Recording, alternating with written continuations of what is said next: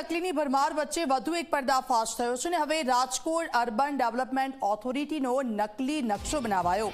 નકશામાં રાજકોટ આસપાસના 24 ગામનો બારોબાર ઉમેરો કરાયો છે। જમીન માટે કેટલાક લોકોએ નકશા સાથે છેડછાડ કરી છે। રાજકોટ, પડધરી, લોધિકા, કોટડા, સાંગણીના કેટલાક ગામોને દર્શાવીને રૂડાની હદમાં બતાવાયા છે। ગ્રામ્ય વિસ્તારમાં જમીનના ભાવ ઉંચકાય તે માટે આ ખેલ ખેલાયો હતો। 2 દિવસથી આ નકલી નકશો વાયરલ થઈ રહ્યો છે। નકલી નકશો બનાવી ગેરમાર્ગે દોરનાર સામે પગલાં લેવાની માંગ થઈ રહી છે। સંવાદદાતા ગૌરવ દવે અમારી સાથે ફોનલાઈન પર જોડાઈ ગયા છે। ગૌરવ, આ નકલી નકશો કઈ રીતે સામે આવ્યો અને કોણે બનાવ્યો છે તે અંગે કોઈ માહિતી મળી છે?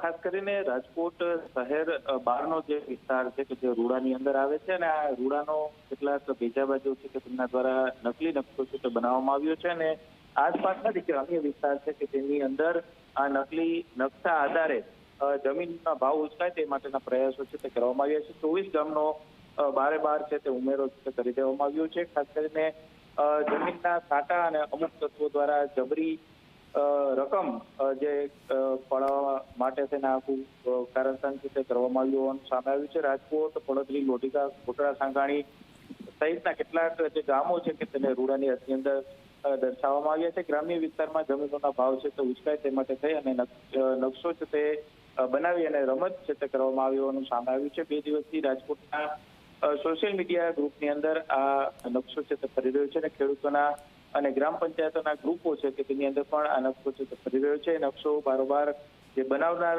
વ્યક્તિઓ છે તેમની સામે રૂડાના અધિકારીઓ દ્વારા કાયદેસર કાર્યવાહી કરવામાં આવે તેવી શક્યતાઓ જોવા મળી રહી છે। જો કે આ નકશો નકલી હોવાનું રૂડાના અધિકારી છે કે તેમના દ્વારા પણ જાહેર કરવામાં આવ્યું છે। ટૂંક સમયની અંદર પત્રકાર પરિષદ કરી અને આ નકશા બાબતે અધિકારીઓ ખુલાસા કરે તેવી પણ શક્યતાઓ જોવા મળી રહી છે। બિલકુલ, આભાર ગૌરવ સમગ્ર વિગત બદલ।